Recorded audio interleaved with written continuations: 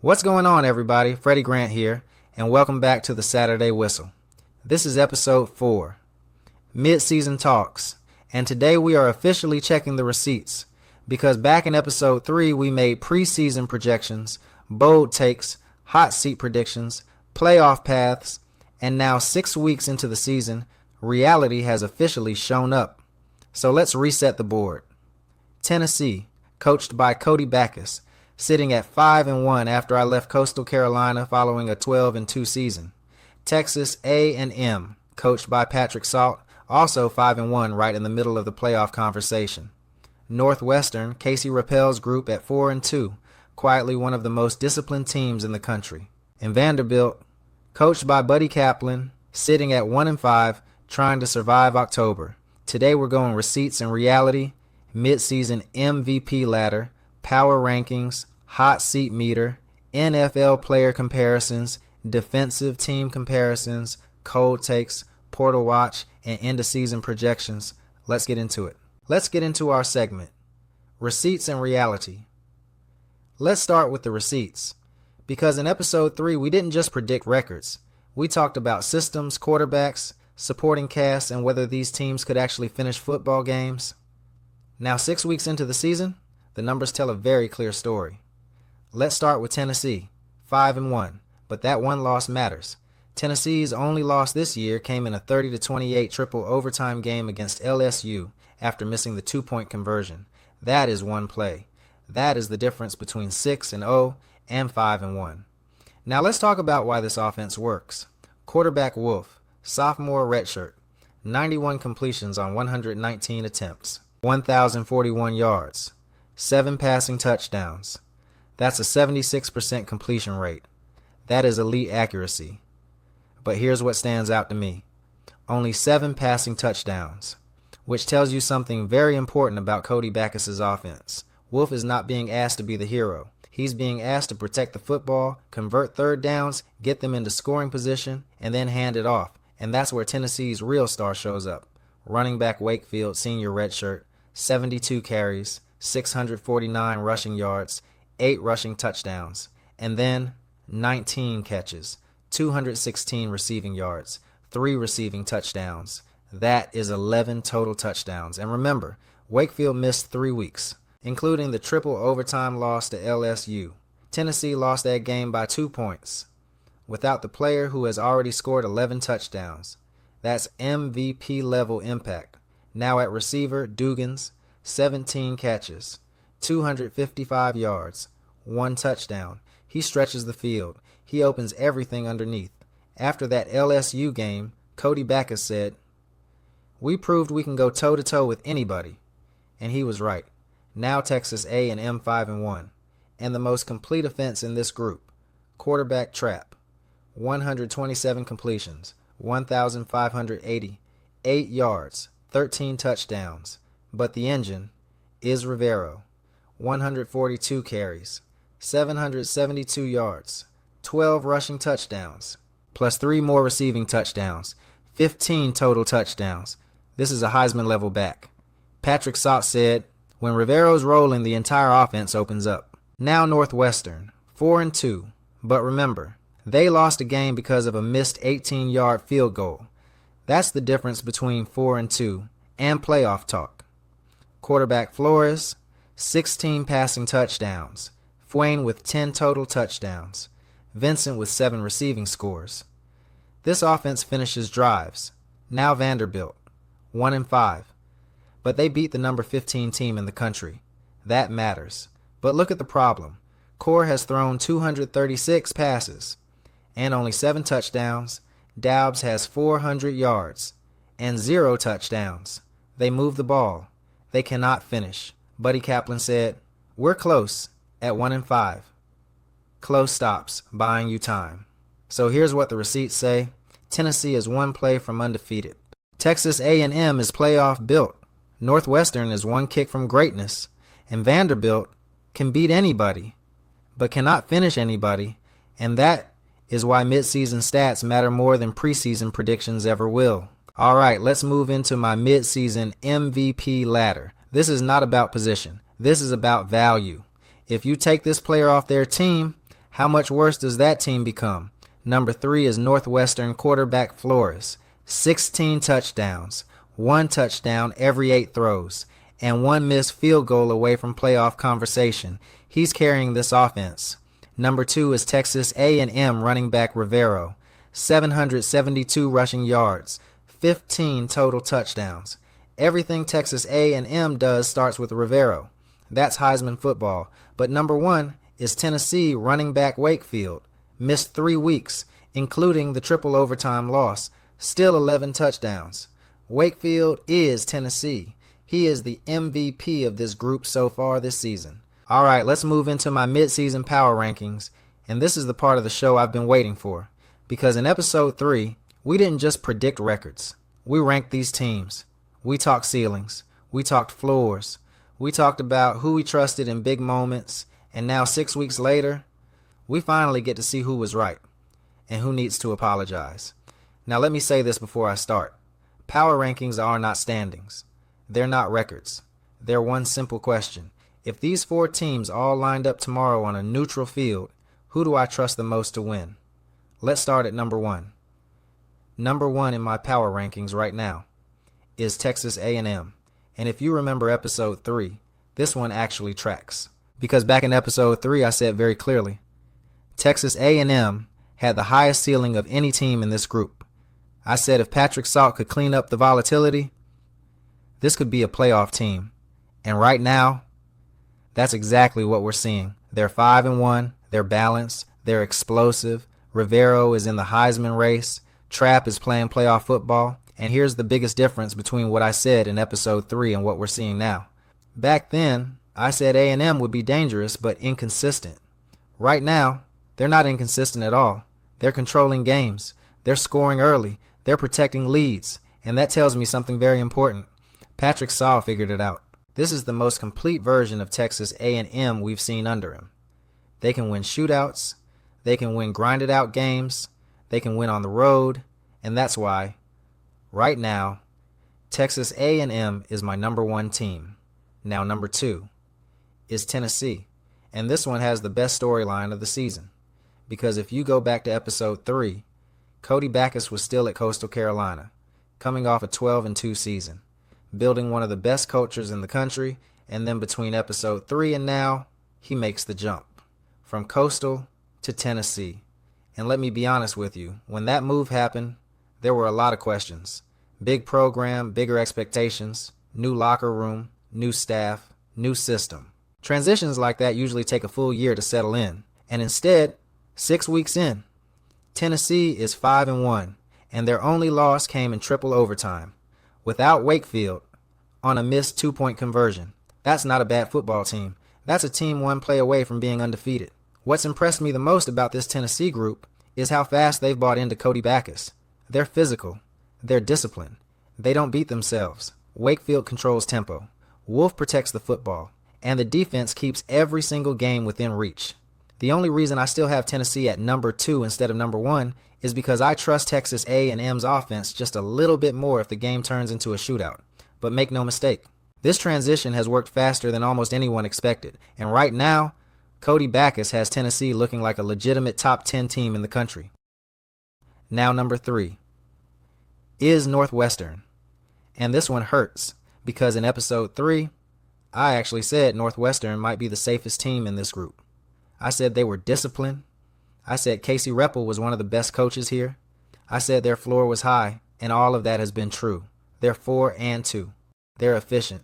They're scoring touchdowns at an elite rate, and they lost a game on a missed 18-yard field goal, 18 yards. That's the difference between 4-2 and being 5-1 with national attention. So why do I still have them 3rd? And this is important because power rankings are about ceiling. And right now, I trust Northwestern to win close games. I trust them to protect leads. I trust them to execute. What I don't fully trust yet is their ability to chase games. If they fall behind 14, can they open it up and score fast? I'm not sure yet. They are the best coached team here. They might be the most efficient team here. But until I see them win a true shootout, they're number 3.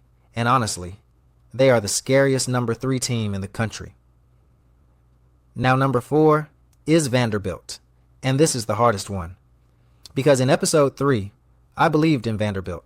I said Buddy Kaplan could steal some games. I said they were dangerous. I said they would be better than people thought, and I was half right.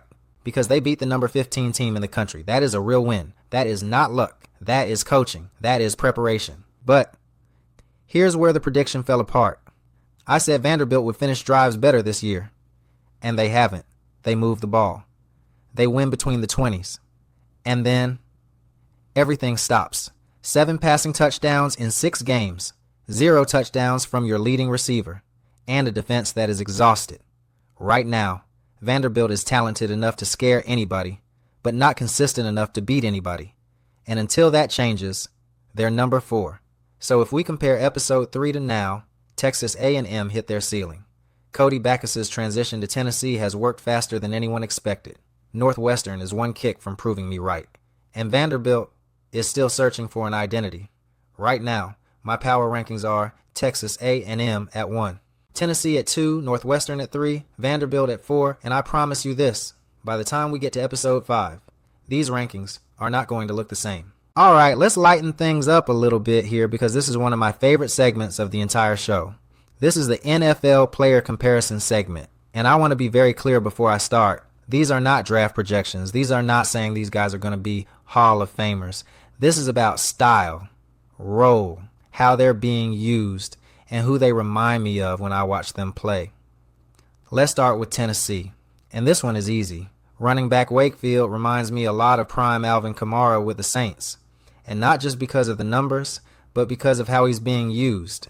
Think about Wakefield's season so far. He's got 8 rushing touchdowns, 3 receiving touchdowns, 11 total touchdowns, and he missed 3 weeks, including the triple overtime loss to LSU. That alone tells you how valuable he is. But here's the part that really feels like Kamara to me. Wakefield is not just a between the tackles runner. They line him up in space. They throw him swing routes. They motion him out of the backfield. They isolate him on linebackers. And when Tennessee gets inside the tent, he becomes the entire offense. That's exactly how New Orleans used Kamara in his prime. Not the fastest guy on the field, not the biggest guy on the field, but impossible to tackle one-on-one. And here's the biggest similarity. When Wakefield is on the field, Tennessee controls tempo, they shorten games, they finish drives, and when Wakefield was hurt, they ironically suffer their first loss of the season. That's impact, that's Kamara football, and that's why Wakefield is the MVP of this group. Now let's go to Texas A&M, and this one might be my favorite comp of the entire show. Running back Rivero reminds me of Jonathan Taylor, and I don't say that lightly, because Jonathan Taylor is the blueprint for how to carry an offense. Look at Rivero's numbers.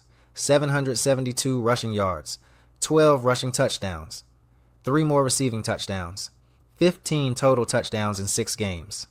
That's absurd production, but what really makes this Jonathan Taylor to me is how Texas A&M is built around him. This is not a spread offense that just happens to have a good running back.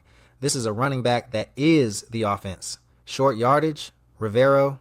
Red zone, Rivero. Need to close a game in the fourth quarter, Rivero. And because he's so dominant, defenses have no choice but to load the box, which is exactly what happened with Jonathan Taylor at Wisconsin. And what that does is it opens everything up for the quarterback. Play action works. Linebackers step up. Windows open. That's why Trapp is having such a clean year, because Rivero is forcing everybody to respect the run. And here's the part that really sells it for me. Rivero doesn't come off the field. He blocks. He catches. He runs between the tackles. He runs outside zone. That's not a committee back. That's a franchise back. Right now, Rivero is not just the MVP of Texas A&M. Rivero is a legitimate Heisman candidate. And that's Jonathan Taylor energy. Now let's go to Northwestern. And I'm switching positions here. Wide receiver Vincent reminds me a lot of early career Stephon Diggs back when he was in Minnesota. And if you watch Diggs early in his career, you know exactly what I mean. Not the biggest receiver, not the fastest receiver, but one of the best route runners on the field. Look at Vincent's season. 25 catches, 469 yards, 7 touchdowns, 7. That's elite red zone production. But what I love about Vincent is where his touchdowns come from. These are not bubble screens. These are not busted coverages. These are timing routes, slants, back shoulder fades, third down conversions, and that's exactly how Diggs built his career early. The other thing I love is this chemistry with Flores. When Northwestern needs a big play, they're not guessing. They're looking for Vincent, And that's how Diggs became Diggs. Not because he was flashy, because quarterbacks trusted him in big moments, on third down, in the red zone. And here's why this matters. When you have a receiver like this, you can survive close games. You can finish drives. You can steal wins late. That's why Northwestern is so dangerous. Vincent is not just their best receiver, he's their closer. That's Stephon Diggs football. Now Vanderbilt, and this one hurts, because wide receiver Doubs reminds me a lot of Allen Robinson when he was stuck on bad teams. And if you remember Allen Robinson's career early, this is exactly what it looked like. 401 yards, 36 catches, 0 touchdowns, 0. And that stat line is brutal, because Doubs is not the problem. He's getting open. He's moving the chains. He's winning routes, but the offense cannot finish. And that's exactly what happened to Allen Robinson for years. Great receiver, bad quarterback play, bad red zone offense, no touchdowns to show for it. And that's the part that scares me, because careers disappear like this. If you're a receiver and you're producing, but you're not scoring, eventually you start thinking about the portal. You start thinking about systems. You start thinking about quarterbacks. Doubs is a really good player in a really bad situation, and that's Allen Robinson written all over again. So when I look across these 4 teams, Tennessee has Kamara, Texas A&M has Jonathan Taylor, Northwestern has Stephon Diggs, and Vanderbilt might have Allen Robinson stuck in the wrong offense. And that is how you can see the future before it ever happens. All right, let's switch sides of the ball for a minute, because offense gets all the highlights, but championships are still built on defense. So I'm going to give you the NFL defense each of these teams reminds me of. Not by talent level, by personality, by identity, by how they're actually winning games. Let's start with Tennessee, because this one is obvious to me. This Tennessee defense reminds me a lot of the 2022 San Francisco 49ers, and the numbers back it up. 6 weeks in, they already have 11 sacks, 2 interceptions, 7 forced fumbles, and a defensive touchdown. That is chaos production. But here's the thing. They're not a blitz-heavy defense. They're not gambling. They're disciplined. They win first down. They force third and long. And then they let mistakes happen. That's exactly how those Niners defenses played. Physical at the line, fast to the football, and brutal late in games. Remember, they went to triple overtime against LSU, and the defense kept giving the offense chances. Over and over and over again. That tells you everything. This is a defense that does not panic. They don't bust coverages. They don't give up explosives. And here's my favorite stat. 7 forced fumbles. That means they're not just tackling, they're hunting the football. That's 49ers DNA. And when Tennessee gets a lead, this defense shortens the game. They close it. They suffocate you. That's a championship defense. And that's one of the biggest reasons Tennessee is 5-1. Now let's go to Texas A&M. And this one might be my favorite comp on the entire show, because this defense reminds me a lot of the 2019 New England Patriots. Not because they're the most athletic, but because they're the smartest. And look at these numbers. 6 sacks, but 10 interceptions. 10. That's elite. That tells you everything about how this defense plays. They disguise coverages. They rotate late. They bait quarterbacks. They jump routes. They play chess. And that's exactly what those Patriots defenses were famous for. They didn't always lead the league in sacks, but they led the league in mistakes forced. And here's the part that really makes this Patriots to me. This defense is at its best when they're playing with a lead. And Texas A&M gives them leads. Rivero scores early. Trapp puts them up by 10 or 14. And now, this defense gets dangerous. They blitz on third down. They jump slants. They undercut dig routes. And suddenly, you've got 10 interceptions and a defensive touchdown already. That's not luck. That's coaching. That's film study. That's situational mastery. They don't need to dominate the game. They just need to protect the lead. And they've been doing that perfectly. That's Patriots football, and that's why Texas A&M feels like a playoff team. Now Northwestern, and this one is sneaky, because Northwestern's defense reminds me a lot of the 2023 Pittsburgh Steelers, and the stats tell the story. They've got 10 sacks, 5 interceptions, 2 forced fumbles, and a defensive touchdown. But more importantly, they are built for close games. This is bend but don't break at the highest level. They force long drives. They limit explosive plays.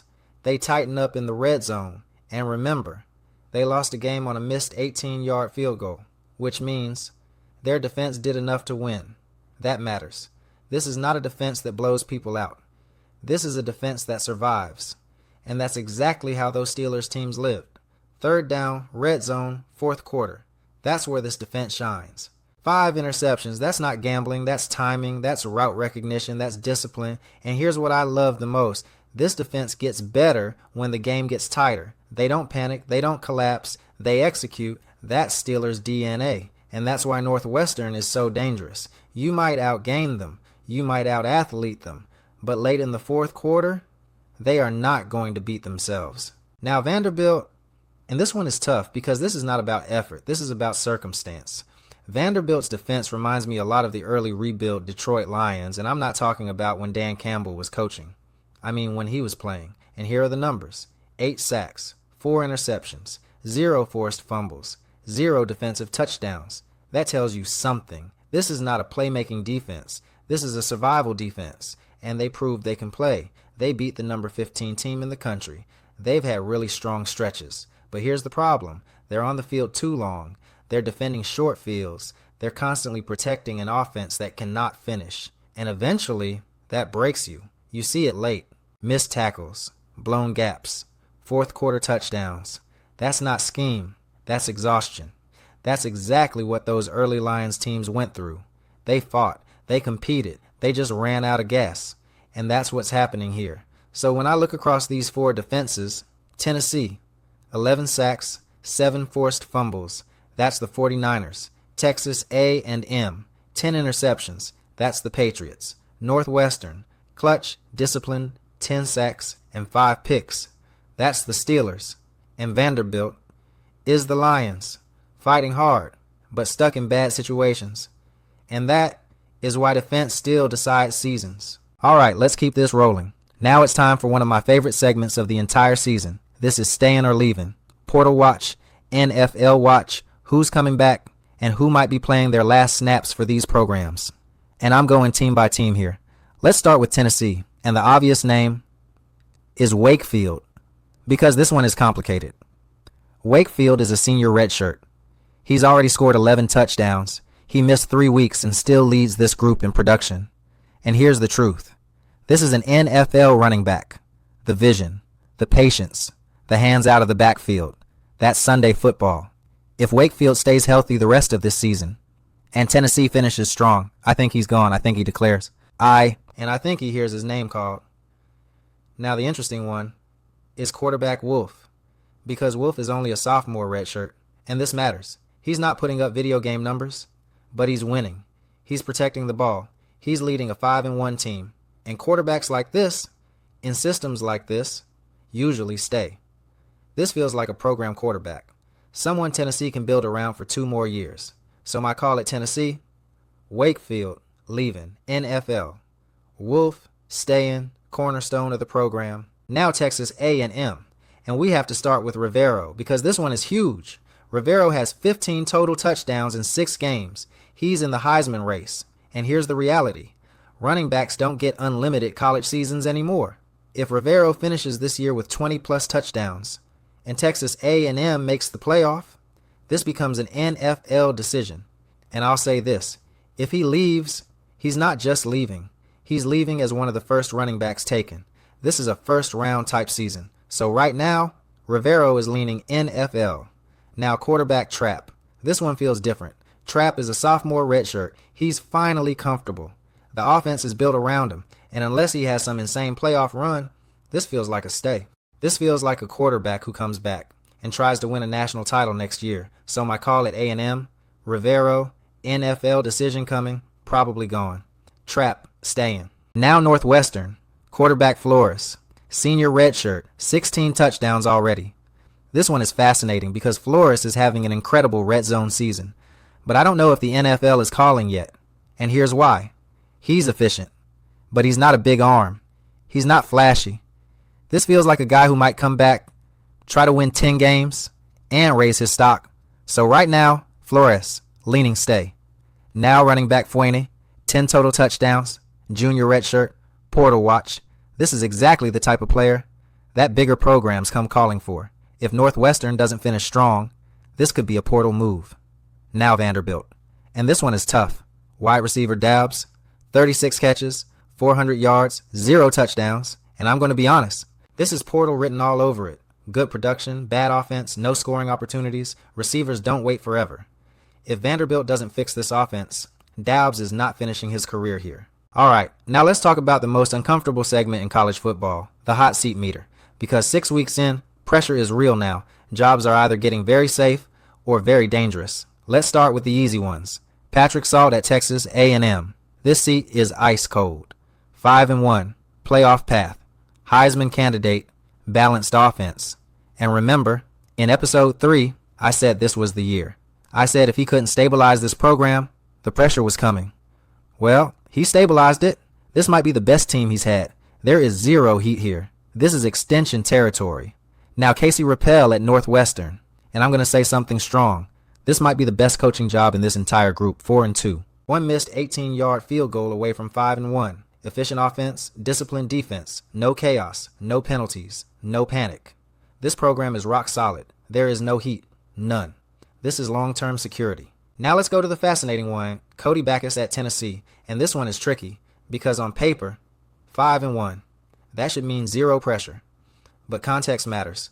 This is a big program, big expectations. And Cody Backus just walked in from Coastal Carolina after a 12-2 season and immediately started winning. And here's the danger. When you win fast, you don't buy patience. You raise expectations. Now the conversation is not, can he build it? It's, when is he winning the conference? Right now, his seat is not hot. Not even close. But it is warm, because once November hits, every loss gets louder. Every mistake gets magnified. Right now, he's doing an incredible job. But this season is just the beginning of the pressure. Now, Buddy Kaplan at Vanderbilt. And I'm not going to sugarcoat this. This seat is nuclear. 1-5. 5 losses. One big upset. And the same problems every week. Offense can't finish. Defense exhausted. 7 passing touchdowns in 6 games. 0 touchdowns from your leading receiver. This is no longer about patience. This is about survival. Every week from here on out is an audition. And unless Vanderbilt turns this around fast, Buddy Kaplan is coaching for his job. Every single Saturday. All right, let's finish this the right way. Rest of season predictions, records, playoffs, bowls, legacy. Let's start with Tennessee. Right now, they're 5-1, and here's what I see. With Wakefield healthy, with this defense, this feels like a 9-3 football team, maybe 10-2 if things break right. Do I think they make the playoff? Not yet. They're probably just outside. But this is a New Year's 6 team. This is a statement season, and more importantly, this is a foundation season. Cody Backus has Tennessee ahead of schedule. Now Texas A&M. This one is simple. Right now, this is a playoff team. I see 10-2, maybe 11-1 if things really go right. Rivero is in the Heisman race. Trapp is playing elite football. This team can beat anybody. They're in. And not only are they in, I think they win a playoff game. This feels like a semifinal team. Now Northwestern, 4-2, but so close. So close. I see 9-3, possibly 8-4. But here's the key. This is a major bowl team. They're not in the playoff, but they're in a New Year's caliber game. And if they don't miss that field goal, we might be having a very different conversation. This has been a phenomenal season. Now Vanderbilt, and this one is tough. I see 3-9, maybe 4-8 if things go right. They'll steal one more game. They always do. But the bigger story is not the record. It's the future. What happens at head coach? What happens in the portal? This program is at a crossroads. And that is your mid-season check-in. 6 weeks in, and everything has changed. Texas A&M looks like a playoff team. Tennessee looks ahead of schedule. Northwestern looks one kick away from greatness. And Vanderbilt is fighting for its future. This is the part of the season I love, because now every game matters. Every injury matters. Every coaching decision matters. And the second half of the season is where legacies are built. Next episode, we're talking rivalry games, playoff eliminations, coaching futures, and transfer portal chaos. This is Freddie Grant, and this is the Saturday Whistle.